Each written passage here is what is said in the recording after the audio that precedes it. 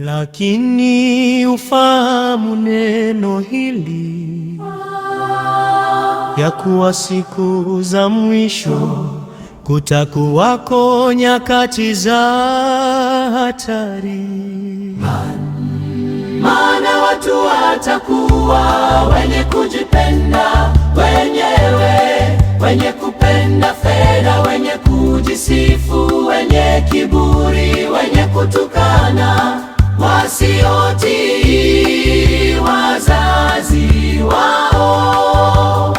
wasio na shukurani, wasio safi, wasiowapenda wakwao,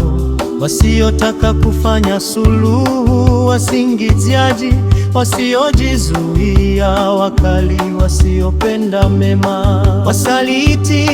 wakaidi, wenye kujivuna, wapendao wanasa kuliko kumpenda Mungu. Maana watu watakuwa wenye kujipenda wenyewe, wenye kupenda fedha, wenye kujisifu, wenye kiburi, wenye kutukana,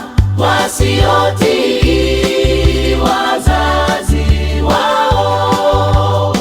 wasio na shukrani, wasio safi, wenye mfano wa utauwa,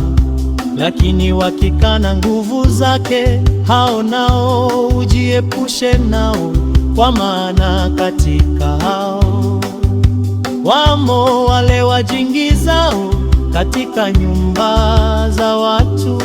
na kuchukua mateka wanawake wajinga, wenye misigo ya dhambi, waliochukuliwa na tamaa za namna nyingi. Maana watu watakuwa wenye kujipenda wenyewe, wenye kupenda fedha, wenye kujisifu, wenye kiburi, wenye kutukana, wasiotii wazazi wao, wasio na shukrani, wasio safi, wakijifunza siku zote ila wasiweze kabisa kufikia ujuzi wa kweli, na kama vile yanena Yambre walivyopingana na Musa, vivyo hivyo na hawa wanapingana na ile kweli. Ni watu walioharibika akili zao, wamekataliwa kwa mambo ya imani. Maana watu watakuwa wenye kujipenda wenyewe,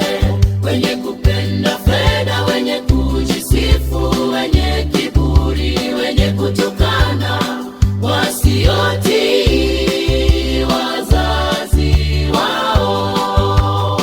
wasio na shukrani, wasio safi,